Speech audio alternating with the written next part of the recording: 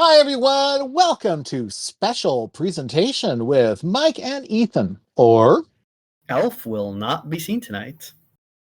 friend of the pod, Ryan Estrada is back with us again today. Ryan has been with us for a lot of delightful things that were, only vaguely connected to his own body of work. But this one has a bit more of a personal connection because Ryan is here to tell us all about the incredible world of Korean webcomics, or webtoon is the Korean word for it.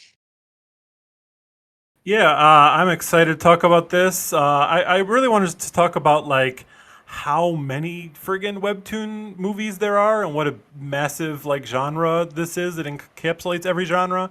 And then to since I want to talk about something in particular, I chose my favorite webtoon movie. So this discussion might not be the normal kind of thing you guys talk. It's going to have a lot more basement murder than your usual episode, at least until you cover Garfield's scary scavenger hunt. Which I think if you look at those screenshots, John has murdered more people in his murder basement than the basement murderer in this film. But Yeah. so far, this is going to have the most. In fact, he seems to have killed Lyman and is saving Lyman to kill him again somehow. Lyman is hanging. Lyman is hanging in handcuffs, emaciated, and with his clothes nearly torn off. So John has been up to some crap in that basement. But you also see his decapitated head at one point. So that was some game. Damn. One another example of what a beautiful, distinctive mind Jim Davis is. A true wild man. So what is I gather from what you said that webtoons are big business in Korea. Yeah, so Korean webtoons. When we say Korea, we mean South Korea, by the way. Don't get confused. Yeah, not a big wave of webcomics coming from North Korea where no one's allowed to use the internet. But when they get the internet, oh boy, that's going to be wild. Oh yeah. Everyone there has a backlog that they're just waiting. They're just waiting until they can hit upload. I can't wait. Everyone assumes when you say webtoon, you're talking about the website in America, webtoon.com, which is actually just a spin-off of Naver Webtoon. It's basically, webtoon means webcomic in Korea. So it's basically like if Google had Google Comics and then they exported that site to a company that didn't have Google and just called it Comics. And everyone assumed that's what comics were, is comics on that website. No, every single site has webtoons here. And Naver Webtoons is actually, Naver is like the equivalent of Google here. And you know, when you go to Google at the top, they have shopping, images, all that. In Korea, like the second one is Webtoons. And many other websites have the same thing. And when you get on the bus, you see everyone reading webcomics. You're on the subway, you see everyone reading webcomics. It's huge here. And the government really tries to make that. There's two different cities. Bucheon was the first up near Seoul that built a giant free workspace for cartoonists to get free studios. And then Busan, where I live, actually opened the Busan Global Webtoon Center that's specifically for webcomics, where web cartoonists can apply, get a free studio space. I don't have one, but I'm still allowed to go there and work. I go do a lot of my work there. I'm going to be part of the Busan Global Webtoon Festival. They give funding. They plaster webcomic characters on buildings. There's a subway station that's filled with webcomic characters. They took an old traditional village that was kind of disappearing and turned it into like a webtoon village to bring in people. Webtoons are huge here. One of my favorite examples is that I once went to a love hotel, which is love hotels here are just in America, you think of a pay per hour place. It's really shady. Here, it's the nicest hotels in the world. And it's actually one of the cheaper places you can stay. And it's the nicest hotel you'll ever stay in your life. It's like staying in a luxury hotel. So I stay at those a lot when I travel. And on the TV, when you turn on the entertainment center, there is television, web comics, and PC. So the PC is so you can play couples StarCraft, and then porn is like three screens deep to get to porn. But the first thing, Wow. like obviously a couple's going to come here, they're going to want to lie in bed and watch and look at webtoons on the big screen. That's like the number two thing people do in a love hotel. Really? Wow. Yeah. Huh. Okay. This is well, you're really selling me on Korea, to be honest. Yeah, I was gonna say, when did they get this awesome? Why are we still so excited about boring old Japan? Damn. Yeah, I don't know. Pretty cool here. And then, since this is a show about adaptations, um, webtoon movies are a huge, huge thing here. Ever since the first ones in 2006, which the first webtoon movie was actually by Gungpool, the same artist that did The Neighbors.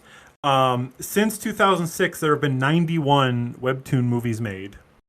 Almost all of them are either Korean or from another country based on a Korean webtoon. And in the same period, there have been 93 Marvel and DC films. So they're almost the Damn. exact same. People think about how like Marvel and DC have like taken over cinema. It's almost the same number of webcomic movies.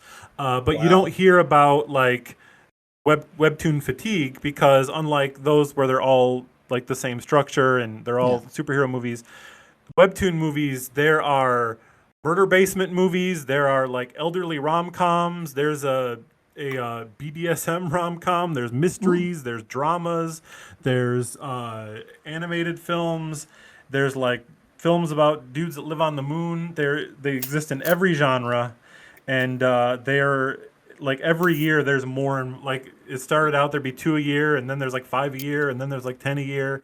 There are a lot of webtoon movies. Huh. Well, damn, we got to get in on this. Yeah. Out of curiosity, like, what is the ratio of like animated to just live action webtoon movies over there? I'm looking at it. I see only 2 Korean webtoon movies that are animated. The rest are all live action. Maybe 3. Okay. Oh, interesting. On my list though, I'm also counting like Nimona, which is an American webcomic movie, and the couple of Dire of a Wimpy Kid animated movies are also on that list because I'm counting the whole world. But there's only a small handful of these that are not connected to Korea, and that's mostly Dire of a Wimpy Kid and Nimona movies. Okay. Huh. Okay. It sounds like because in the States, I think webcomics are very specifically kind of evolved as a either like a web version of a newspaper comic or else like a web version of a manga. So they're very specific, like kind of gag-a-day type things, or almost. But it sounds like Korean webtoons are really like like you said, the genre variety is a lot bigger. Yeah, and I didn't even count, like I have an official list that I keep on Letterboxd of webcomic movies. I did not even try to count TV series because literally like every show on television in Korea is based on a webcomic. I probably couldn't make an exhaustive list of a single year, let alone all time. Everything on the TV is based on a webtoon. So if you want to get into the media in the Korean market, you have to start with a webtoon. Yeah. Yeah, it's a big thing here. And the king of this is Gungpool, the artist who did the movie we're going to talk about later, Neighbors. He has had 11 movies based on his work, and I tried to get the number of TV shows, but like there's so many in Korea, and then the same comics are adapted into shows in like Taiwan and Hong Kong. So I couldn't get a number of those. He's had musicals based on his comics. He's had stage plays, huge number of them. Actually, the first one, it's watching how his comics go is kind of like you can see how the genre changed because the first ever webcomic movie was Apata, which how you say apartment in Korea, and it's a very similar comic to The Neighbors. Both of them are about all the residents of apartment building when there's unexplained deaths, but Apartment is about a ghost that kills someone every night at the same time, and every single installment of this webcomic took place in a different apartment, and you'd see a different person's life and how they react and whether they notice or whether they don't notice and what's going on, and like trying to like use that as a hook to introduce all these characters, but then the movie's like, like those old days where like, they get the rights to Mario Brothers and be like, yeah, but I don't care about any of this like weird crap. Like, just there's two brothers, who cares? They just really just said, okay, it's a ghost in an apartment, who cares? And the entire thing is one woman, one apartment. It has nothing to do with the comic. But then like after that, they just kept making like 2 new Gangpul movies a year, and they started doing so well that by the time that the Neighbors came out, not only did they include all the characters, but literally it's like panel for panel.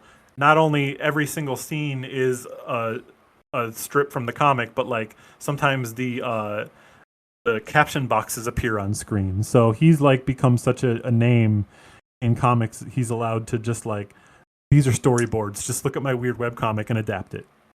Wow, he's like it's like Frank Miller's Sin City, but good.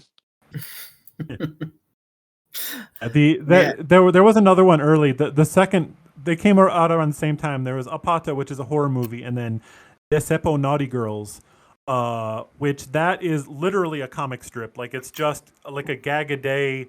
Imagine like 90s gamer comic, but like just like horny teen jokes of like just the worst horny teen jokes, and then it adapted every single comic in 30 seconds and move on to the next one, including filler strips. And there's even Don Lee, who's in the film we're gonna talk about later, and also like the Eternals, is in like plays a trans character in one that I'm sure is not, I haven't watched it since like it came out in 2006, but I would not probably feel comfortable watching it again. And it's weird how they're just like just adapt it exact, like have famous actors cosplay as these doodles that a horny teenager did. Do not change a thing. It's crazy. It's like a big budget feature length version of the Charlie Brown and Snoopy show. Man, I'm just mad now that America has not gone down this path, because I could imagine. How do we fix this? Yeah, a different universe where like, American web cartoonists could get like, there's a I don't know, an abandoned town in Arizona that's all, web comic themed, and you get like a government studio, and there's like 8 sluggy freelance movies. But instead in America, the only way to get like rich and famous on the internet is to be a racist these days. So it's much worse. My other favorite examples. My other favorite examples of how exact they adapt Gangpul's comics now. There's in English it's called Hello Schoolgirl, but the actual Korean name of this movie is Romance Comic. He did a comic called Romance Comic. They adapted it into a movie and still called it Romance Comic. Well, it is what it says on the tin, I guess. Yeah. Disney is like, hey, we beat you to that. We did the Jungle Book. Yeah. And there is a Gangpul movie called 26 Years that is about. It's basically like a how Tarantino did his whole run of movies that are like, let's reimagine history where the bad guy got brutally murdered. It's like that, except for a guy that's still alive. Takes place in that year and was shot near where that guy's house is. Oh, and okay. They got it going a couple times, and someone got scared and dropped out. But they made that movie and they adapted it very faithfully. Wow! And I would just watched it the other day for the first time, and like since it came out, it's actually a very sad, depressing movie. It's not like Tarantino made his revenges more fun. This is like how revenge really would be, but you get away with it. The message like, man, revenge is sad, but yeah, that guy, someone really needs to kill that guy. So wait. So this guy, who's a real guy, is he like is some random guy, or is it like a someone people would know? Like just a guy that like. Yeah, it's Gangpul's neighbor that he's like, God, I hate that guy. No, it is the former dictator of Korea that murdered many, many people. And like the villain of my book band book club, basically. He had many people murdered, and it's about like the children of the people he killed in Gyeongju growing up to take him out. So wait a second. Because he was. Oh, sorry. Go on. Yeah, he was sentenced to death after he was removed from power. But in order to like create harmony, the next president pardoned him, and he lived the rest of his life in like the lap of luxury under house arrest. And so this film is like, but what if he didn't? Okay, that makes sense. He did die after the movie came out, but this movie imagines, what if he didn't die happily? Okay, I was going to ask, wait a minute, the former murderous dictator of Korea is just living there? He's just hanging out? But okay, no, that answers that question, because I had no idea that Korea had its own Henry Kissinger. Can you imagine someone making a comic book? Can you imagine if like the biggest comic book of the summer was like, let's all get together and kill Henry Kissinger? I mean, yeah, I feel like I missed a trick by not doing it. I think people would watch that. I mean, I don't know if though. Yeah, I feel like that would be difficult to make over here. I feel like in America, if you were like, we're going to do the Henry Kissinger death movie, most studios would be like, I don't know. It's like, no, it's based. But no, here's the pitch. It's based on a web comic where a bunch of people kill Henry Kissinger, and then American studios would be like, oh, okay, well, in that case, if there's IP. Business. Yes, they love IP. they do love the IP here. So, but okay, so I'm sorry. This Henry Kissinger analog death movie was another gunpool joint. Gangpool. Yes, it's actually spelled Kangfull in English letters, but it's gunpool, like how your grandma would try to call Deadpool. You like that Gunpool movie? Okay, gotcha. It sounds like it sounds like his work really runs the gamut. He does it because he doesn't just work in one genre either. He seems like pretty versatile. Yeah, he does. He works in every genre. Like he started making comics long before webcomic movies were a thing, and then when it started getting adapted, like he's just like, well, I want to get a movie in every genre, I guess. He actually has one movie called Pained that was a webcomic he started working on, and someone quickly grabbed up the rights and asked him to write the script for it, and he's like, well, I might as well just not make the comic. He just wrote the script and they made it into a movie. So it's I'm always like, do I count it on my webtoon movie? Because he like gave up on the comic, but how many I don't have it on my list. Many strips did he make, if any? I don't think he released any of them. He just really? Wow. Yeah. It's like how the movie The Astronaut was its movie rights were sold before they finished writing it. Huh. So I'm curious, like, because in America, have we ever had a movie based on a webcomic, like an actual theatrical movie? Because I can think of exactly one. Yeah, all of the ones that were adapted are either things that started as a webcomic and then went to like print, like Diary of a Wimpy Kid and Amona. But also there have been a few, like Priest is a Hollywood movie based on a Korean webcomic. That's how powerful Korean webcomics were. Let me look at my list. I see if I see any other Hollywood movies. We Bare Bears is technically a webcomic movie. We Bare Bears movie, because it's based on a show that was based on a webcomic. And then Marry Me. That's the one I was thinking of. Yeah. Yep. The J-Lo comedy is based on a what is that, Keen Spot comic? Yeah. That's the deep magic Keen Spot. But yeah, so it is wow. Okay, so we even have Korean webtoons kind of coming over here as well. So that's interesting. That's pretty much every country. Like if you look at Hong Kong, China, Japan, every webtoon movie they've ever made was based on a Korean webcomic. Wow. Okay. So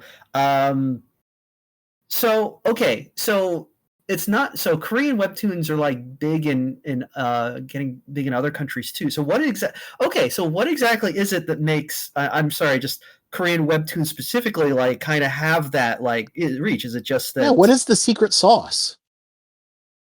Well, I mean, I think a lot of it is just ease of readability. Like what got them, a lot of people looking at them is just how readily available they are on every single platform people use in a lot of countries. Like I said, right at the top, right next to images and search. But it's also, Korean webtoons are like that long scrolly format, so they're very easy to read on a phone. Um, you just sit there and scroll and scroll and scroll, and the old Scott McCloud infinite canvas, basically. Like he wrote that book, reinventing comics, and everyone laughed at him. And then Korea's like, actually, we're gonna take over the world with this. But yeah, they're very easy to read. They're designed to read one panel at a time, because there's a lot of like when Comixology was a thing, like they would have that panel navigation where you'd click and it moved to the next panel, and I hated it because like that's not how it's meant to be read. Like you can read it, but it just it you lose a lot because the page is meant to be designed a different way. But these are built from the ground up to be read on a phone. Yeah, Um, I read. im- You know about the webcomic Awful Hospital? no. Oh, it's by an artist and writer in America who goes by the name Bogleach, Jonathan Wojcik. He apparently one of his fans found a print version for sale in a store in like Korea, and he's like, "I never certified that. Can you get me a copy?" Interesting. Yeah, it's Yeah, how do you print it out when some of it is literal interactive flash games. Yeah, it does make it difficult. There are some that are translated, and it's, even though like you can scroll, and like it's even designed so that like there's long pauses. Like you have to scroll a little bit to get to the next panel if it's important to the story. If you don't want you to think about something or not know what happens next, but it is possible to just take those panels and reformat them as though they were on a page, and like that. But I actually saw one book, the coolest comic book form I'd ever seen, that I didn't even see it in a bookstore. It was in a random flower shop in an alley. But they had this book that was like the width of like two business cards, and then just like, I don't know, 12 inches tall, and you just would open it up and read all the way down and then flip the page, and like this long long skinny book that presented it exactly as it was on your phone. So Well, some, they went you out know, of I, their way to preserve the medium. Hats off. yeah. And then Hmm. that one flower shop is the only one preserving that book, I guess, because I've never seen them in stores. But I don't. I guess Pretty it's cool not that cost flower shops effective, or have that. comics. Yeah, I mean that might be a very difficult format of book to fall apart if you have that much weight pulling on your pages that much. But yeah, a lot of people have moved them into print, but mostly people just read them on their phones. They don't need them in print if they're always a click away. Hmm. Okay. Huh. Okay, that's actually really interesting. So if you want to get big as a webtoon in Korea, um, I guess you probably have to know Korean for one thing. Now that I think about it, I was trying to Yeah. plot something here, but I was like, that might be a big problem actually for me. Yeah, I think the biggest web comics are always the one. It's kind of like there's sites in America that are similar, but like anyone can upload a web comic to these sites. But it's the ones that are like sponsored that get a deal with the platform. There's like, three or four different platforms, and if you get a deal with them and they're paying for your comic and they're paying you to do it, then they're like featuring it on the front page. They're pushing Huh. it to other people, and a lot of times like they might pay you to do it, but then they get the IP rights and things like that. And a lot Yeah. of them that get big, that's what it is. And these spots are so coveted that they're beyond webtoon movies. There's another genre in Korea that I have another letterbox list for, that is specifically movies about how. Hang on, I gotta see exactly how I word this. Just a second. Um, movies about how making webcomics is the most deadly thing you can do. It's movies about how making and posting a webcomic leads to many, many deaths because people are willing to go to deadly lengths to get their get a webcomic deal. One of them is called Killer Toon, and it is Ooh. about a web cartoonist who steals an idea for a webcomic from a ghost, and then the ghost starts enacting all of the murders from her comic so that she is accused of killing them. And then there is a movie called Hitman that is about a like special forces killer who fakes his own death so he can quit being a hitman and become a web cartoonist instead, but no one will read his comics. So he like blacks out and draws the true story of all the murders that he's done, and then that's how the people he used to work for find out he's still alive and start hunting him. And then they got a sequel to that. So there have been 3 different movies about how people will kill to get a webcomics deal.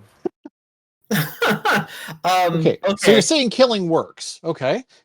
Write that down. It's an option. I'm not saying. So I'm just out of morbid curiosity. Have there been any cases in real life where someone has been killed or attempted to be killed for a webcomics deal? Not to my knowledge, but I'm not in those circles. There might have been a whole bunch of people murdered. Well, maybe, but if they got away with it, we'll never know. Is the thing? Yeah. Okay. Yeah, if it was a ghost and they covered it all up, who knows? Oh yeah. I mean, if they successfully killed someone and like stole their webcomic deal, then like we'll never know because we only see the murder side.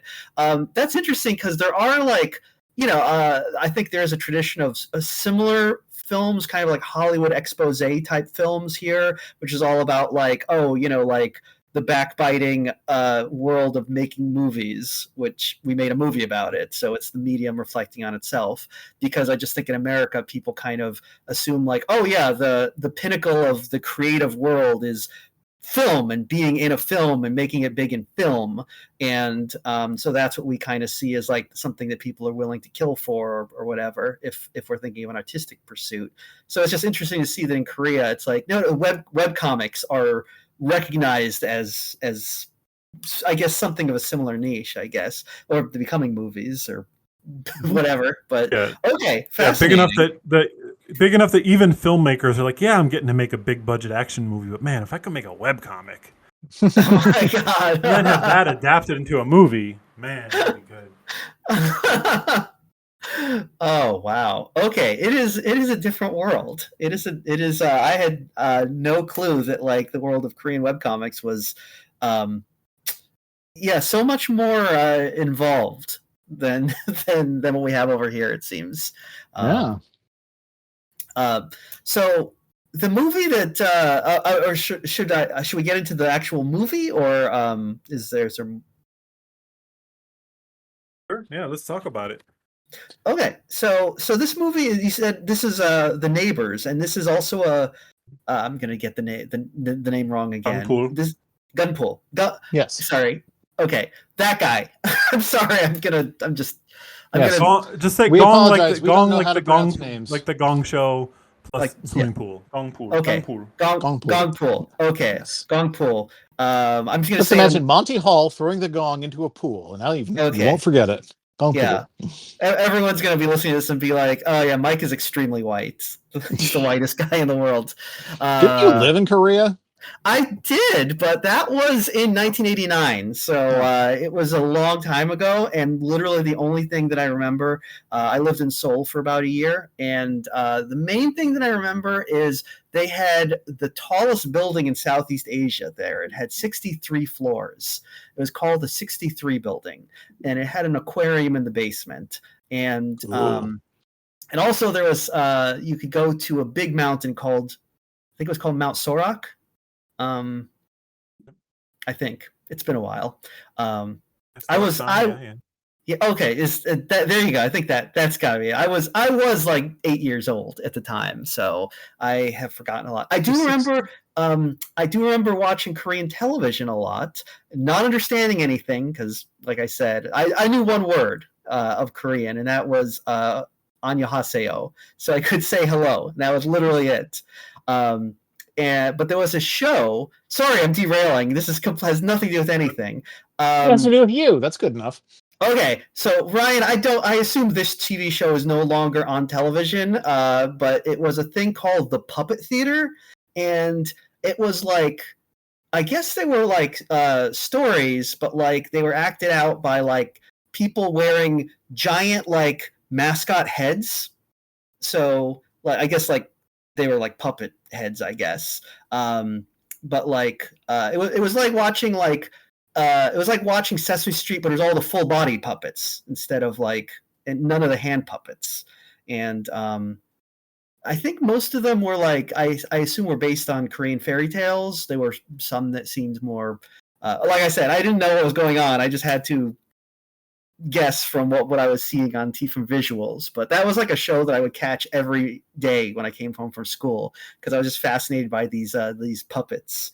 It looks like just a quick Google Images search shows that large format puppets that are the size of people are a Korean tradition.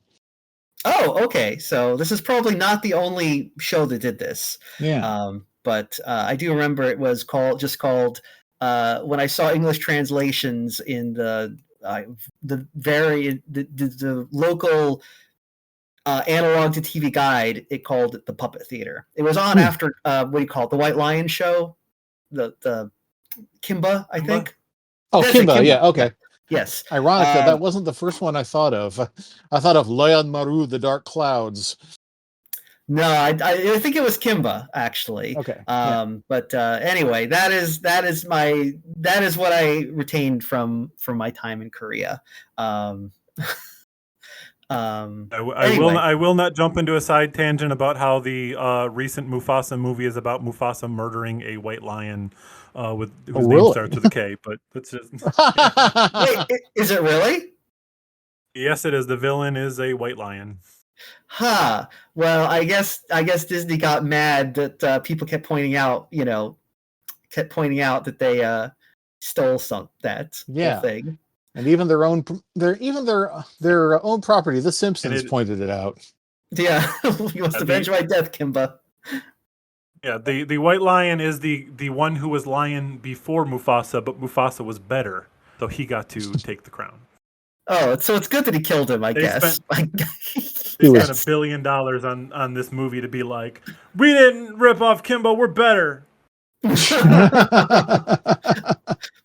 Did anyone actually watch that movie? Because I have. Apparently, the first quote unquote live action Lion King was hugely profitable, but it's profitable in that Avatar Avatar The Way of Water way where everyone sees it and nobody thinks about it afterwards. Oh yeah, they did make another Avatar movie, didn't they? Yeah, and I just saw a preview for another one, and I also couldn't tell you who any of the characters were or why you should care. But you know what Avatar needs? A webtoon. Well, yeah, then people would care. Yeah. Okay, so sorry, that was a bit of a tangent. Yes. But we're talking about The Neighbors is the movie. Yes. Okay, so this is based also on a webtoon. Hmm? Yeah, so The Neighbors is just briefly, if a lot of people probably haven't seen this movie, it's available on Tubi, available on many streaming sites for free. So basically, this is a serial killer movie, and all my favorite Korean movies are where they take a very specific genre, but just make one tiny change to make it more realistic. Often it's like, what if the main character sucked or was a dork? In this case, it's like, imagine a serial killer movie. You're immediately thinking, well, there's someone chasing the serial killer that has all the clues and is going to catch them no matter what. This is about, what if this serial killer was so obvious? Like, you can look at the poster, there's a cast of characters, you can look at the poster and be like, oh, obviously it's that guy. Like, you haven't seen the movie yet, you know who it is. You start watching the movie, you're like, oh, that's him. There is no mystery whatsoever. Everyone looks at him as like, oh, obviously it's him. He leaves clues everywhere, but every single person is like, well, someone better do something about this. Yeah. Like every single person has a reason why they're not doing something about it. Whether it's like, um, a guy's wife's yelling at him like, don't call the police from our store. We'll get caught up in the drama. Or like, I don't want the apartment prices in our neighborhood to go up. Or like, I'm on the run from the police. So if I call them, it's gonna, I'm gonna end up going to jail too. Or like, everyone has these reasons of their own crap they're going to. And it reminds, every time I watch the news and see these like politicians be like, someone better do something about this. And I'm like, yeah, you, man. Like, we're all waiting to do it. That's what this movie is. It's frustrating. Like, the entire movie is everyone getting all the clues that they need and just, this guy's going to murder somebody. And it might be me, but I'm not going to call the cop. I'm not going to confront him. And it just slowly builds up to the point that finally all the people are like, oh, wait, it's us that has to do something. Yeah, it's definitely a very different vibe than your typical American serial killer movie. Because I was struck by the fact that there isn't really a protagonist per se. Like you get like a lot of people who kind of like are and see how their lives kind of like intersect with the serial killer and building to this climax. But there isn't like there isn't like the police detective who's going to track him down is what you'd usually get. Do we even see the cops? Well, I guess we do when the one guy gets hauled in for questioning, but that's about it. They mostly hassle that one guy, the loan shark type. Yeah. Yeah, there is a police detective, but his entire role is doggedly investigating the wrong person just because he looks like a jerk. Yeah. Which is ironic because I kept expecting, when everyone looks at the serial killer and they're like, what an asshole. I was really hoping someone was like, what a creep. He looks like a serial killer or something. And then just, move along. Yeah.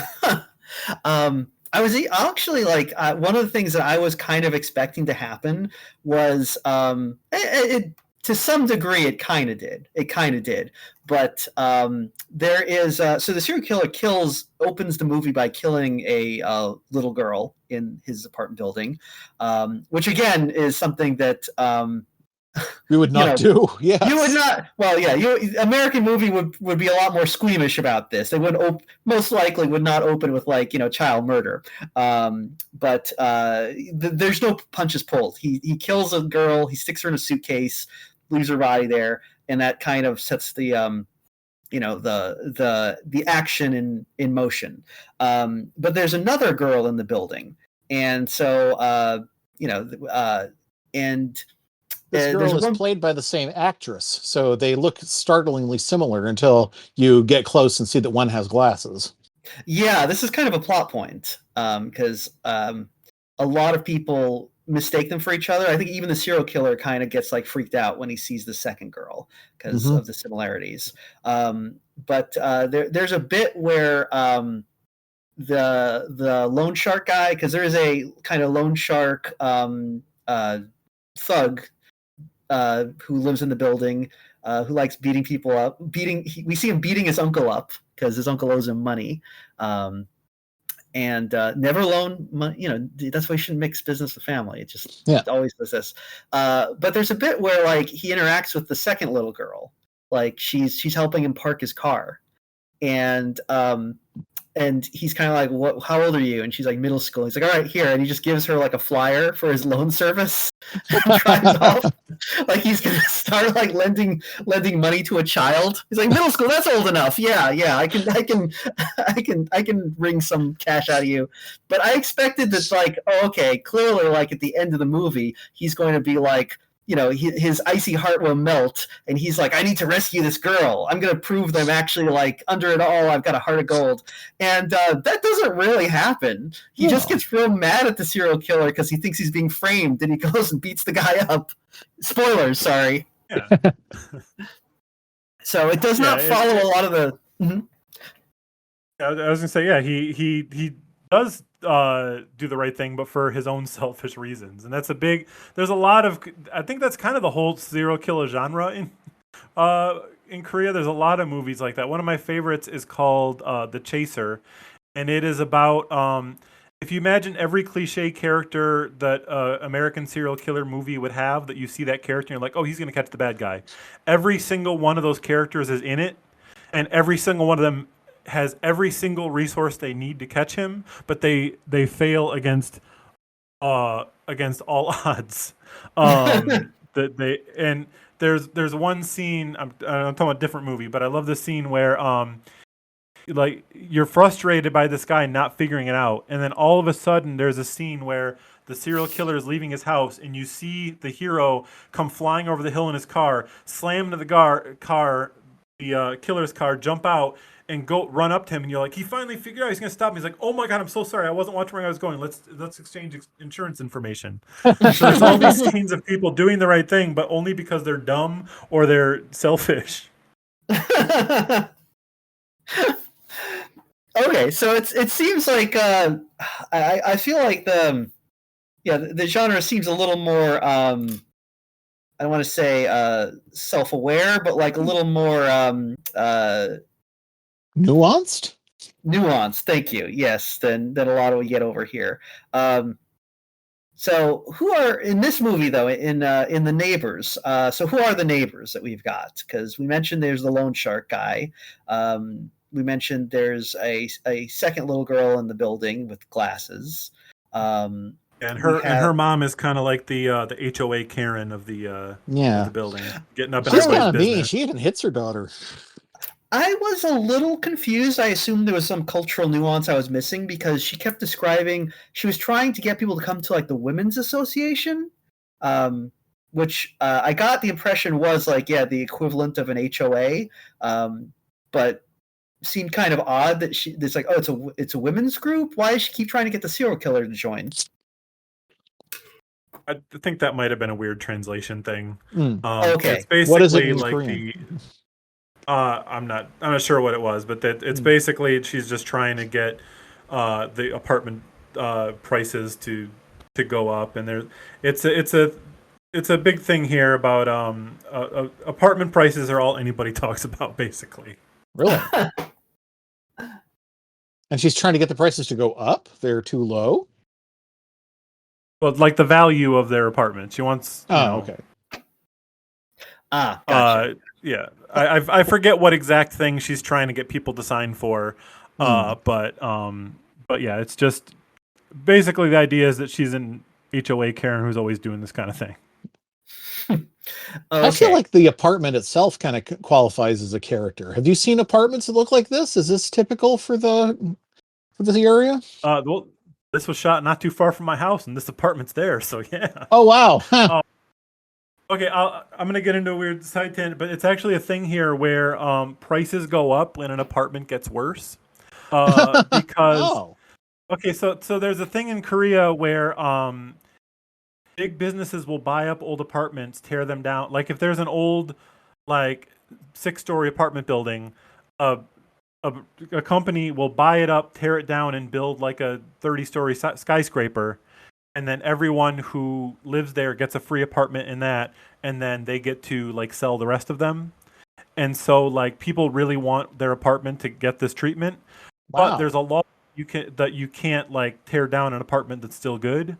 So like when an apartment we used to live in, there like they didn't repaint, they didn't fix anything, and like I came in, there was like a big celebratory banner in Korean, and I asked my wife what it meant. She's like, oh, they're celebrating that we got downgraded to it from B to C, and if we get to D, then they tear down the building. So they're like, yes, our apartment almost sucks enough. And like once it starts getting lower, people like, oh, there's a good investment if I buy a cheap apartment in an old building. Then in like 10 years they'll tear it down, and I'll get an expensive apartment. So like they start investing, and the price starts going up the worse and worse it gets. Huh. Man, okay. What a gamed system we all live in. So I feel like this Karen should be encouraging the serial killer to keep doing his stuff because she seems to think that the serial killer will knock the value of the apartments down, but I feel like it's the opposite, especially because his apartment really looks like shit. Well, he sure loves those bright butcher lights. Yeah. Yeah, well, the bad paint will go away when the apartment gets torn down, but the legend will remain. So, you know, Oh, they okay. don't Yeah. want to they don't want people to be worried about haunted fancy apartments. Yeah. For Yeah. good reason. Yeah, true. I do. So the serial killer's apartment, he does have a basement in his apartment. Is that like, Mhm. I've never seen an apartment over here with a basement, so I don't know if that's typical, but Yeah, I was a little surprised by that as well, but there's different types. This must be a very old one. Like all the apartments have like a basement area where like maintenance stuff is kept, but I've never Hmm. seen one where someone's housing in their apartment goes into it.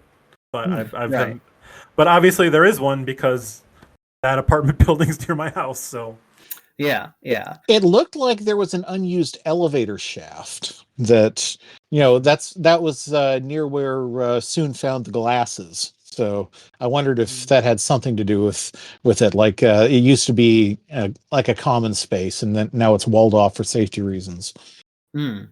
One thing that I was wondering about is the serial killer's windows seem to have some sort of like um, cartoon characters painted on them. yeah, Um, yeah. So this is a lot of apartments. Someone on the first floor will buy it out and turn it into like a daycare. Mm. So that people in the apartment have somewhere to leave their kids. So the idea is that someone had a daycare that went out of business, sold it, and he moved in, and like he didn't bother to change it back into a house because he's only here for a short time to do some murders and leave.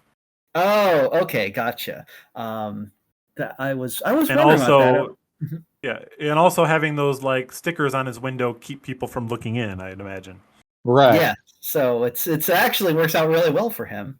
Um, We also at one point see the loan shark vault over a wall that has a big manhwa scene written right on it. So drawn right on it. So Yeah, oh, comic murals are a big thing here. There's a lot of neighborhoods with just just paint some comics on the walls. Old buildings. Whenever like there's old neighborhoods that like all the people that live there are starting to die off and no one's moving in. It's like, hey, turn it into a comic village. that's wild. It really is the comics capital of the world. It is, yeah. well, they should do that here. Well, they should do Yeah. a lot of things here, but okay. So we also got like in this, we also have a there's a maintenance guy who Mr. Huang, I think, is the name. I can't, and he is, Yes. and there's a security guard as well. Hmm. And the security guard is always hanging out with this guy with glasses. Yeah. Who, Who is this guy with the glasses? We were wondering this whole time. yeah, I kind of figured out. Like, I guessed early on, like, oh, that's a ghost or something, just I because. didn't. Yeah. It worked on me. I was like, Yeah. oh, I didn't realize that this movie was part Beetlejuice.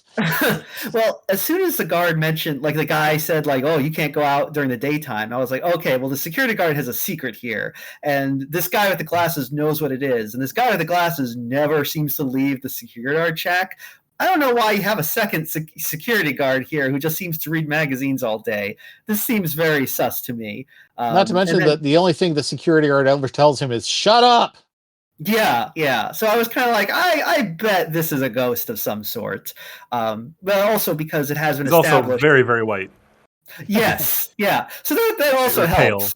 There's some color coded signaling happening in this movie. So that Mhm. you're like, I get it. I mean, it is established early in the movie that there is. I don't know if it's actually a supernatural element or it's just a people's a character's psychological manifestation of their psychological imbalance. But we do get like the mother of the murdered girl does see her daughter appear, or rather stepdaughter, because it is established this is a stepmother stepdaughter relationship.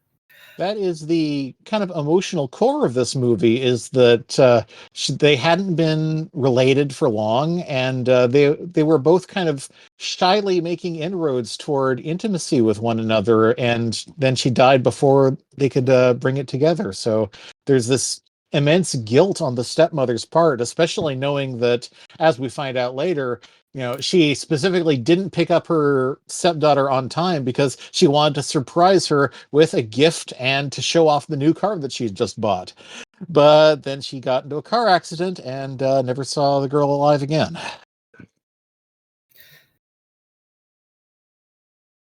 Yeah,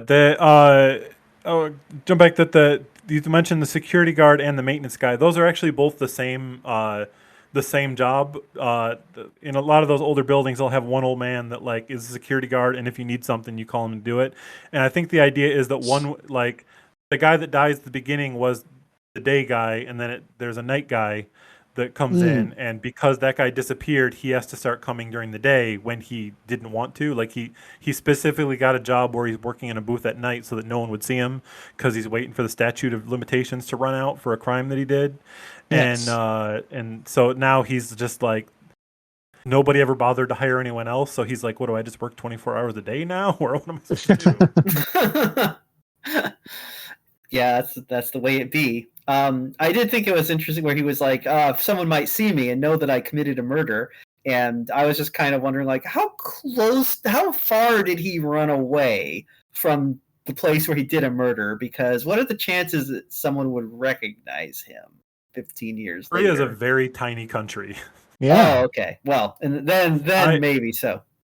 I've ridden my bike from one side of Korea to the other. It's not that big. Oh, okay. Take it back then. I was, I'm used to living in America where I'm like, it's easy to murder someone and disappear into the fabric of society. At one point it was. Yeah.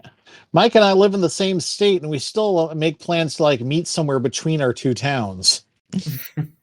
Yeah, it's only like 4 hours. Yeah.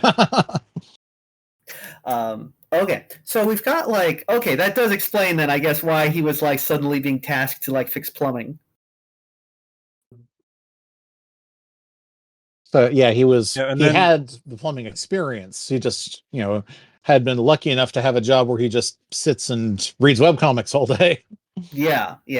And since he now has to like fix plumbing, that's how he finds out that the serial killer is a serial killer, because he has to go into this guy's apartment to check the plumbing. It's very suspicious that this guy has a very high water bill because he's filling jugs with water, I guess, as part of his murder thing.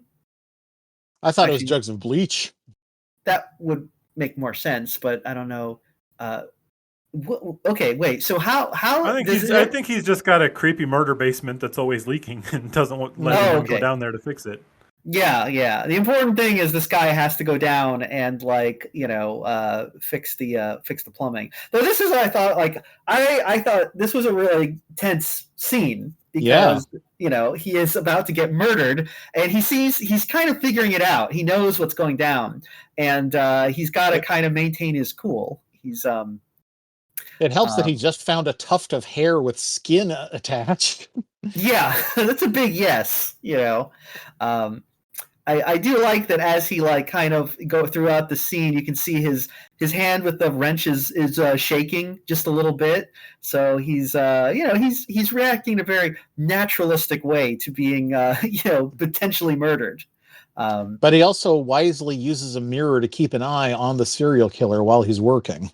Yeah, he's an experienced killer, so he knows how it's done. Yes, he's done it before. Yeah. Although it sounds like, because we do get eventually they do give us a little bit of backstory. It sounds like that this guy stole his thesis, and so he got mad and killed him. Or who stole whose thesis? The guard stole his thesis, got found out, and killed him before he could reveal it. Oh, okay. So the guard is the thief. Okay. Yeah, the guard is a thief and killed him in an argument, and then buried him so that nobody would ever find out about either crime. Gotcha. Okay. Well, it's a shame. It's they don't tell us what the thesis was, like what subject they were studying, but I guess it's kind of a moot point now. It hasn't really applied to his life anyway. Yeah. It was actually a thesis in plumbing, so it actually worked out really good. It was about webcomics. Oh yeah, he's The other job that he has is separating the recycling, which is a very, very Korean thing. The security guards are always like, I've gotten yelled at by a lot of security guards. Like they see me coming and they're like, "Oh, this white dude, he ain't gonna know how to sort the recycling," and they come and stare at me as I'm, nope, this one's this type of plastic, put it in this one, and I'm like, I know what I'm doing, I'm cool, but they watch you like a hawk. The last building we worked at, the security guard always bragged that he won an award for the best recycling sorting in the city of Busan. So it's something that they take very, very seriously, and would be very upset if there were human remains in the food Yes. garbage. Oh, wow. Okay, that's another thing that's very different than in America, because here, they just started making us like wash our recycling before we put it out, and I'm not having that.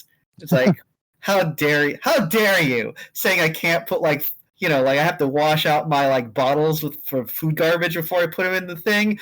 I'm fuck you, Gavin Newsom. I'll do what I want.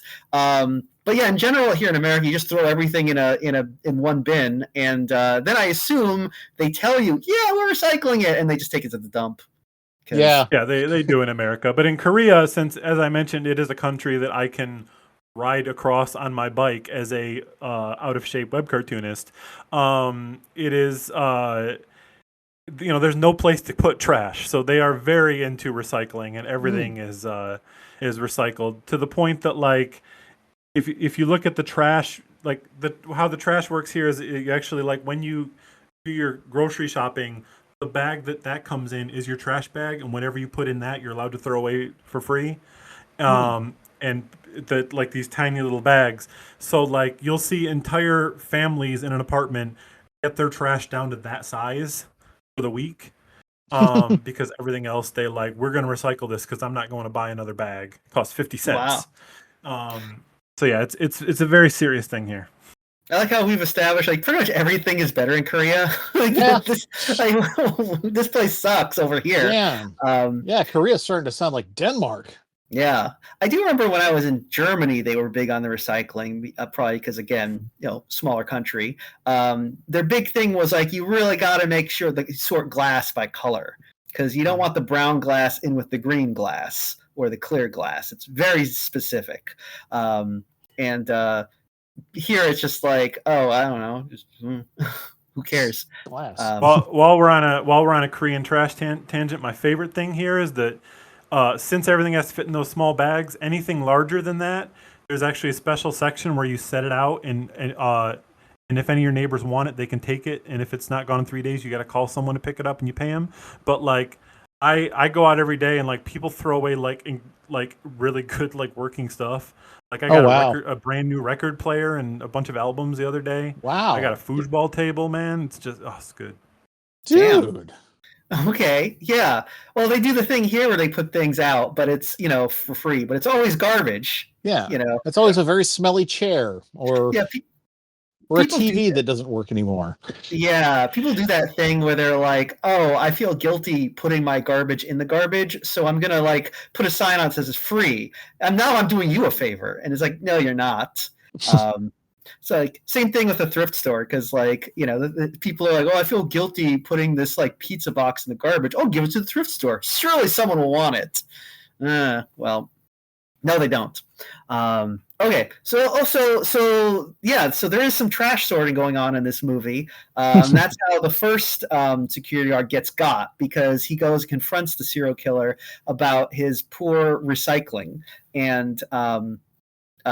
Gets whacked in the head with a crescent wrench, I think. So, what is this? What is this murder weapon? It looks like a wooden jug. I have no idea what that is. At first, I thought it was like a dried out gourd filled with something, but I don't know. It's something. It's shaped like a bowling pin. It's shaped like a shmoo, and he just crushes people's heads with it, and poor Gong is just and he's just like, look at this thing you threw away. What is this anyway? And he recognizes the dead girl's clothes moments before he gets his head bashed in. Yeah, it's the serial killer is very efficient with killing. That is the one thing he's good at. He is very bad with, every other aspect of serial killing, because you really should not throw away the clothes in your own garbage. You should, but then You again, should now that put we're them in the learning, garbage of your enemies. Yes. yeah, now that we're learning that actually apparently garbage sorting is like a very specific thing in Korea, it might be harder to dispose of evidence the same way that you can in America, where you just drive to someone else's dumpster and put it there. So Especially now that everyone's seen The Neighbors. yeah. So maybe I shouldn't judge this serial killer for his sloppy work. Yeah, I don't think he saw The Neighbors. No, It would be very, no. very strange if he did. Yeah. Although he probably he also I would also he also does the elementary mistake of paying for his murder goods with a personal check, which it's like Which feels is like signed with someone else's name. oh, that's right. So he Yeah, does. He he signs stole Pizza the Boy's checks from the check. pizza boy. Okay, never mind. Actually, that's a good idea. That was actually quite clever of him. I take it back. Because the suitcase salesman noted. I think that's what first gets him suspicious, is when he notices the pizza guy has the same name that is supposedly on the check from. Yeah, that is a really good moment where Yeah. you see him putting it together. Though later in the movie, there is a bit when he goes back to buy another suitcase in order to, put the security guard's body, dispose of that, Yeah. and uh, the bag salesman pulls a little stunt where he claims he's getting like a phone call, and I wasn't quite clear on exactly what he was trying to do there. Like, was he Yeah, he trying to pretended he was getting a phone call from the pizza boy whose name the guy stole. right? So So, was he hoping to get some sort of reaction out of the guy, like yeah, oh he was hoping to be like, he was pretending, oh, I know this name. This name belongs to someone else. So what's your name? okay, Everyone in this movie, despite the fact that they have their own reasons for not wanting to get involved, everyone shows surprising resourcefulness, when it counts. yeah. Though it does not go good for the bad guy. No. I mean the bag salesman. Sorry, he pulls his stunt, and it pretty much almost it gets him kidnapped and almost murdered. So And then the murderer also did his own phone scam where he borrowed that guy's phone to call the gangster so that there's evidence for later when he frames the gangster. A lot of phone-based scheming going on here. yeah, that was pretty clever, actually. So the serial killer, he has his moments, although he's mostly kind of like brute forcing his way through this whole thing. Just be like, oh yeah, just kill him, put him in suitcases. Pretty basic stuff. Yeah. Yeah, but the way that he gets the gangster's fingerprints on the handle of the shovel, though, is such a weird plan that it's like, how do I get these fingerprints? I don't know. Why don't I get him to beat me to near death? And while I cry and humiliate myself. Yeah, I guess he figured out that this guy will stop beating you if you cry and humiliate yourself. So he was like, just get his hand on the weapon. I mean, he's playing some fourth dimensional chess on that one. Yeah. So the gangster has a handicapped license plate here, and that's why he and the serial killer are always fighting, because the serial killer keeps parking in his designated parking space. So It didn't tell us what either of their handicaps were. Is the serial killer, does he have a handicapped car as well, or is he just stealing his space? I think he's just stealing the space, but and sometimes he's not even in the spot. He's parked in front of the spot. So that's another thing in Korea, where since Korea is so small and often apartments have tiny parking lots, that you'll actually just park behind someone else, and then every single car has their phone number on a little card on the front windshield, and when you need to get out, you call that number, they come down, move their car, and then you go out and they put their car back. It's a weird, or sometimes they'll even leave it neutral, where you will physically push your neighbor's car out into the street, then pull out and push it back. That's one of the reasons I will never drive here, because I'm not doing that. What Oh, peculiar interesting. kludge. Interesting, because I noticed he was getting the phone number from the handicapped placard, and I was kind of like, huh, that's interesting. I didn't know those had phone numbers on them. But now that I think about it, I don't think that is a thing they do here in the States. I guess it's for that purpose of getting the guy to come and move his car. Interesting. I kind of assumed that the I don't know if I was thinking watching this, I was like, oh, is the loan shark, is it just is he actually got a real handicap placard, or is it just part of his, him being a gangster, he just stole one or something? I don't know if that's like I guess it is irrelevant It's to just this a power plot. move. Yeah. It's a power move, I think. I'm looking at the Wikipedia page, and it lists somebody here as a crewman of a fishing vessel. Who was that? Oh. Might have been on like some news footage when someone was watching the news. I don't know. Is there a shot of Yeah. them like getting a body out of water or something? Maybe, I don't know. It's one of the top listed casts. So I don't I don't. Oh wait, actually, Oh, I think it's the. Never mind. I think it's the serial killer. Oh, he does. Because he does actually. He's when he's leaving, he's trying to get like sign up for something. I Yeah. guess he's trying to be a fishing vessel to get out of town. Yeah, I Just looked up disappear at sea. the actor, and it says he is the serial killer in The Neighbor. So yeah. Okay, yeah. Well, like you said, he does have the look to be a serial killer. He's got that that dead-eyed stare, which he's very good at deploying. Like he gives that stare a lot throughout the film.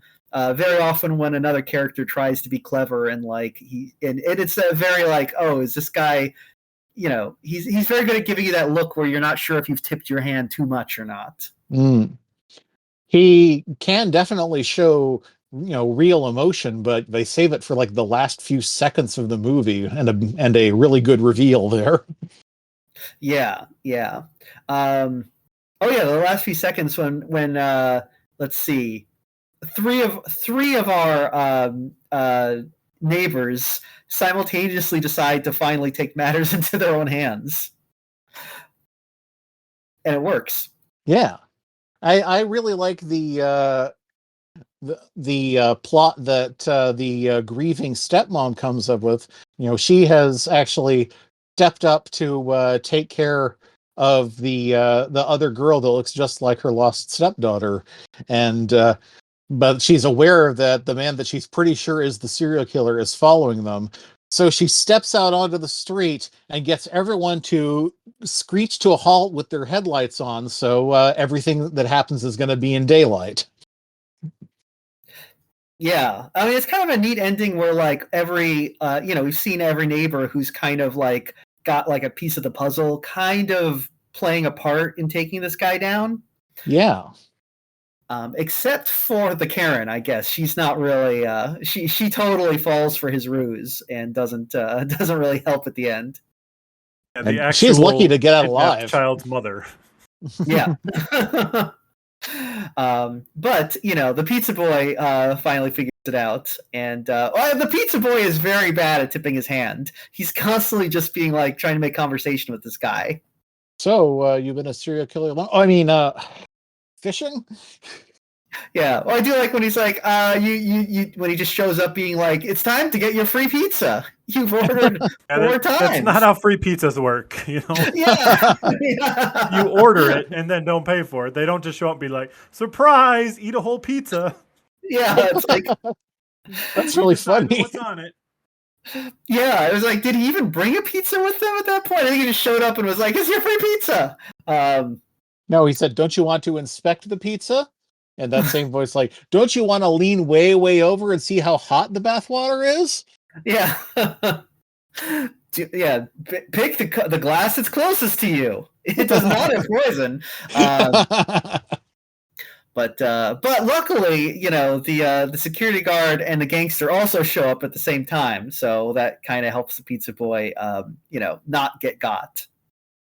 And it mostly saves the life of the bag salesman. That's true. Yes.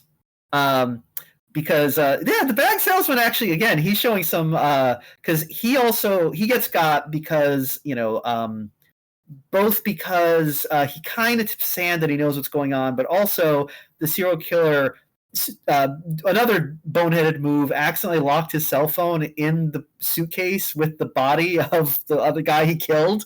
So he needs to retrieve it before he can dump it. And he needs the bag salesman to tell him the code to open the suitcase. And now I think one thing I think is interesting is that the serial killer has an obsession with the number 10. That he gets pizza after he kills someone every 10 days. And he seems to zero in on how the bag salesman closes his shop at 10 o'clock.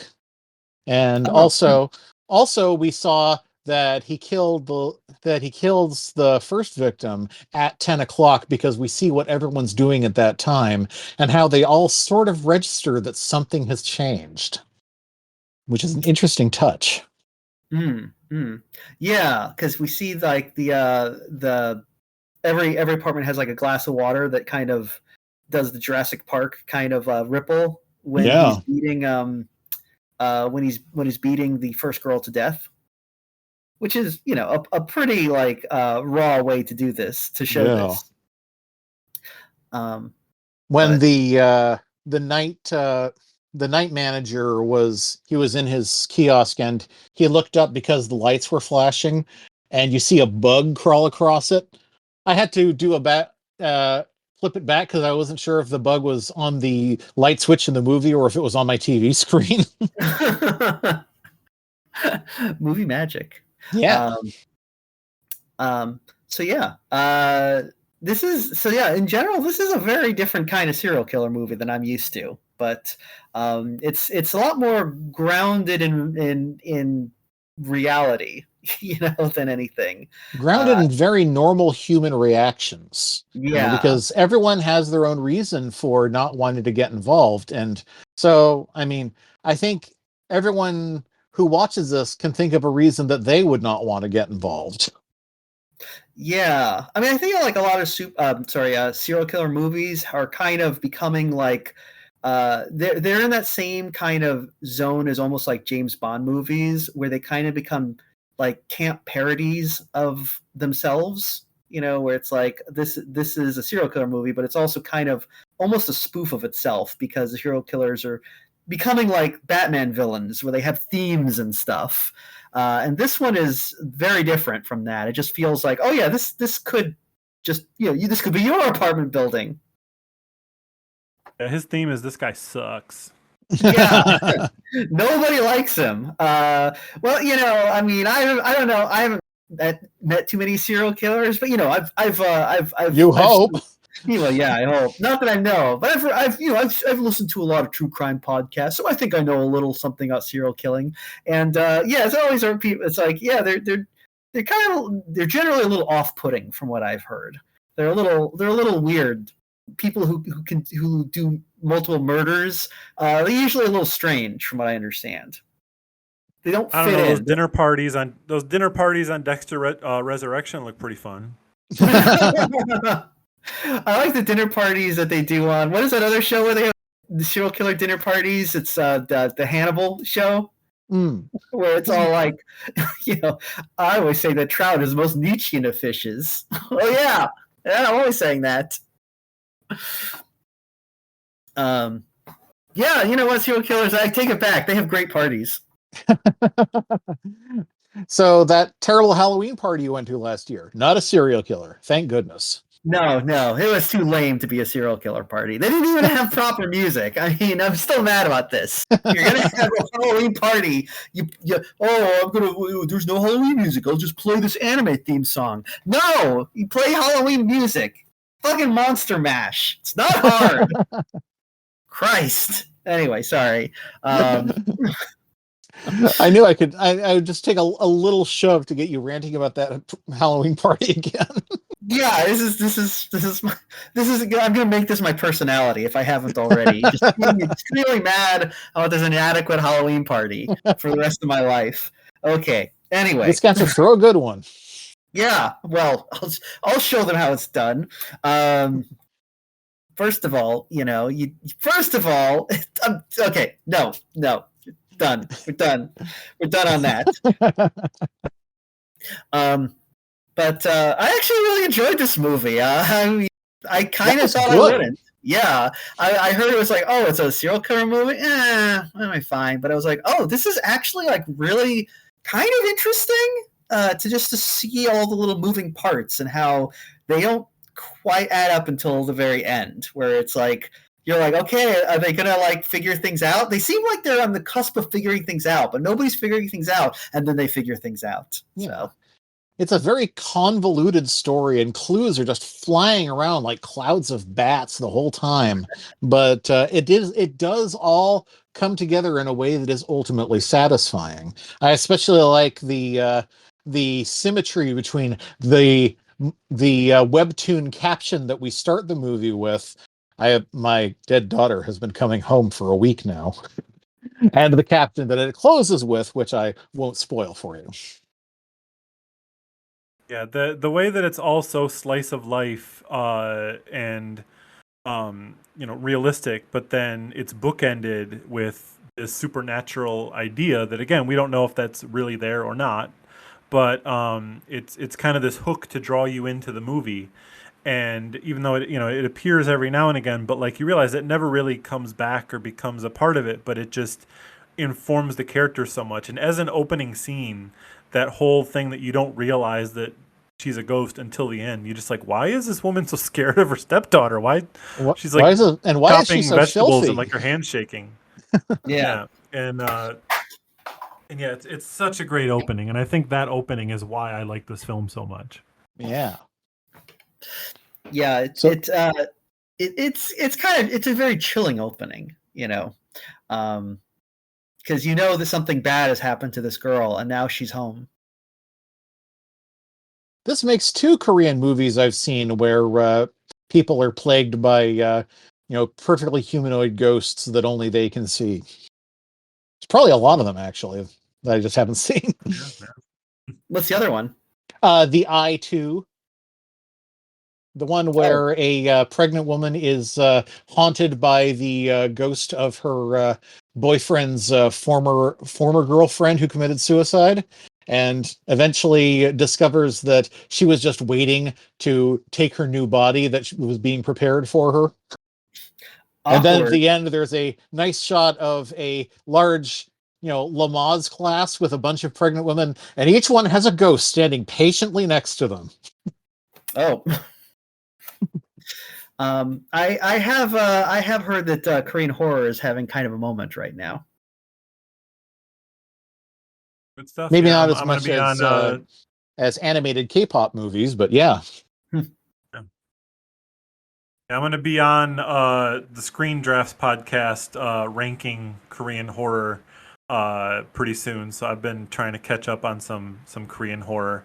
But yeah, there's some good stuff. And watching this movie really makes me wish that Apata had been a better movie, or that it had been at all an adaptation of the comic, because it sounds like the comic has a very similar, like using a ghost as a hook to like, let's look at these people's lives, and each person department has different genre and everything, but like they just literally threw everything away and we're just like, I don't know, just make it look like a J-horror. There's a scared woman in an apartment and there's creepy stuff. Just that's all we need. I really wish that I could see that. This movie feels like him being like, that's it, I'm going to write another book just like that and make you adapt it correctly. Oh, yeah, we didn't even talk about how sometimes it literally, this is so devoted to reproducing the images from the webtoon panel by panel that frequently you see people remember something and you see the image they're thinking of appear right next to them like a word balloon. Oh yeah. That was kind of an interesting technique to really indicate when people are figuring things out. You kind of see the the gears turning. I just realized so the ending to this movie, it appears like they have dispatched with the serial killer. He got finally, and the cops arrive, but it seems that the cops arrest the wrong guy, and they're still after him. Yeah. Yeah, because the security guard who is afraid to call the cops, is finally he's the one who actually kills the serial killer, and we see him kind of hanging out on the stairs while the cops arrive and start arresting the gangster instead, and he kind of turns and leaves. And I was like, okay, so is this just? I wasn't. It's a little unclear, at least to me. Maybe I just missed something. Did does the gangster take purposely taking the fall to allow him to escape? Did he pin it on the gangster to get away, or is it just the cops being like, oh, it's this guy who get him? So I wasn't Well, the quite clear cops on. did have evidence against the gangster to start with. That's true. He did escape from police custody and is also a criminal, so they're not just going to be like, and they also haven't seen the evidence that they have, so they're still going to arrest him when they find him. Yeah. I guess And I that's assume true. it's just That's saying true. like, when they get there, they're going to put him in handcuffs and he's going to fight back. But I think showing that and ending that is just kind of adding to the like, no one knows what they're doing here. It's going to No. take some time to figure out. We resolved this, but there's more to resolve, and it might not be done correctly, but at least this guy's dead, and this girl's safe. Yeah, which again, a very different sort of ending than you would typically get in an American serial killer movie, where you want everything wrapped up in a nice little bow, and the detective is like, "Well, now the people of apartment building can sleep soundly. Everything's fine." Yeah, yeah. Korea is not a big fan of happy endings. Every single one of my favorite Korean movies, the ending is like whatever thing you thought they were going to do by the end, they fail at. And there's some kind of bittersweet, like, oh, we failed at this, but this happened. Or they just fail miserably and everybody's sad. But yeah, the Korean movies are different from American movies in a lot of ways. It's both the endings and just one of my favorite things is how in American movie, if someone gets cast in an American like comic book movie, it's always like, okay, you have 6 months to not eat and work out 12 hours a day and get super ripped. Whereas in Korea, if someone gets cast in a movie, they cast these like incredibly handsome people, and they're like, okay, you have 6 months to just, we need you to look like you rolled out of a dumpster, haven't haven't combed your hair in half a year, and just look as terrible as possible. I need you to pull Like a De Niro.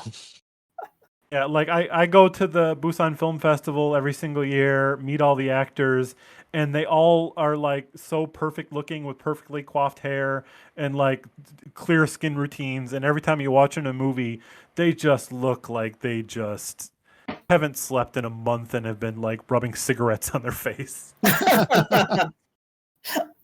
They don't want to make movies about like heroes that know how to do everything. Like that's the other thing, is just that movies aren't about like, I get frustrated when a movie is about like, here's the ultimate hero who has all the skills and resources that he needs to resolve this problem. In Korea it's always, this guy sucks, but he has this problem, and you're watching it like, there is no way this guy can solve this problem because he sucks, and sometimes he doesn't.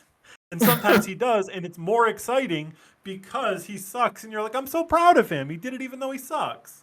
Yeah, it's apparently very different, uh, take on filmmaking. Because here in the States, it's like, we're here to have a good time. In Korean filmmaking, it's no, we're not. You can Well, have I mean, such a good from all time we've watching someone who doesn't know what they're doing try. There's Yeah. so many really fun movies about it. from all that we've heard about what Korea is like, it sounds like people actually want to break from their idyllic lives. It's like I'm so tired of working sponsored cartoon studio. I'm gonna go watch a shitty guy have a bad time. Yeah, it's funny how like every other movie in Korea is about like a serial killer or a crime, and like there's no crime in Korea. It's just like, no, like I will, like when I'm making comics, like I'll have like my laptop and all my stuff and like sit in a park or sit in a coffee shop, and I have to go to the bathroom. I'll just leave my stuff there. Like nobody's gonna take it. Good Like you're Lord. constantly seeing like people's cards that like they've dropped somewhere, and someone will just like set it on a fence post or like set it on a sink in the bathroom, or like and like no one will take it until that person comes back and finds it. They Wow. actually, there's like, You know that like in was it New York where they opened that like Amazon store where it's like you just walk in and take stuff and like it's unmanned store. Like those are every block here. There's unmanned ice cream stores, there's unmanned grocery stores, there's unmanned like stationery stores that just it's just open 24 hours. Anyone can walk in, pay at the machine and leave and no one steals anything. What the fuck? What did we do Um, wrong? What happened? Now I'm getting mad that it's not like that here. Shit. Yeah, it's I do remember like one time I actually saw one of those here because I was in an airport and late at night and everything had closed and I was like, I need to eat or I'm gonna die. And one of the the custodians was like, oh yeah, if you go down to the end of the hall, there's like there's a thing where they just where you just take food and you just you pay, but there's no one there. And I was like, this guy is clearly like delusional. There's no such thing. And I just kind of was like, yeah, sure, whatever, man. And then like an hour later, I was like, just like whatever. I'm wandering around, and there was such a thing there. I was just like, what? Like, What? yeah, it was the most bizarre thing ever. And I was just like, wait, I can just take this food and there's no one here to stop me? This is weird. But like I also was like, well, if I actually just took the food and didn't pay, that would be morally wrong. So I got really And you're mad also because I was in an airport where there's very yes, clear security that is very serious. yes, exactly. I was thinking that too. That was the thing. I was like, I could just take this food, but like I was like, but I feel really guilty, and then I felt like a sucker for feeling guilty. But then I told myself, but then if I did take it, yeah, obviously there's security cameras; they would know. So I should still do it for for my own safety, even though I was actually really just feeling like guilty about stealing. So anyway, but it was so strange because it was like it's an airport. Everything here is designed to steal your money, and suddenly there's this like weird honor system thing here. Never seen such a thing in America, but. Yeah, there's like the block that I live on. There's like 10 stores like that of various types, and the other thing is people always forget their credit cards in the machines, and so there every time you go in, there's just a stack of credit cards sitting on top of the machine that people have been like, oh, I'll just leave this there for them. I'll come and get it. Wow. I am just imagining that like a Korean person coming to America must experience just what is this hellhole? This place where everyone is out to steal your stuff, everything. Just the Yeah. land of like grifters. Yeah. I've been for a while before I decided definitely not to do that. I was trying to get my wife to move back to America with me, and she's like, "Yeah, I don't want to do that." Yeah. How would That you doesn't sound actually great. pitch? How would you pitch that to your wife? Be like, hey, you know how everything that's good here? Imagine we had none of that. Imagine life was just pure misery.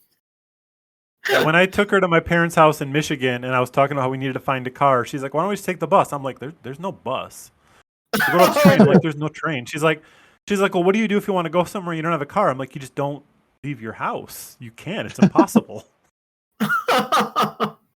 Oh man, that does kind of remind me to someone like what was it last year when all the somehow the when they for some reason what they banned the TikTok for a week or something, so all the Yeah. Americans went on that Chinese social media site, or Yeah. whatever, and the Chinese were like, "Is it true that in America you have to pay for ambulances and things?" And it's just like there's like like all these dystopian things we think our government is like making up as propaganda about America turn out to be true, and America's like, yeah, this is how we live. There's a different way. Um, It's nice that that was what China was thinking and not what, all the European countries think is like, do you really drink from those red plastic cups? That's so weird. well, the weirdest thing is I found out that like in overseas they don't give you those little orange things at the pharmacy, because you Medicine?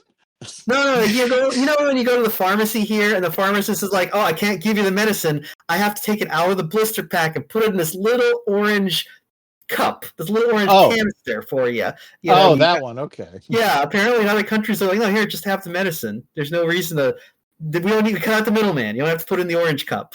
So Well, they do Um, it. What they do here is they actually like measure out like what you're supposed to take, and they make their own little blister packs of like breakfast, lunch, and dinner, and they just take all the pills you're supposed to put at breakfast and like put them in there, and they it's like comes in a long strip, and you tear one off, and you just have a little random bag of pills. You know what they are, but you're supposed to take them all at breakfast, down them, then wait to open the next pack Huh. for lunch.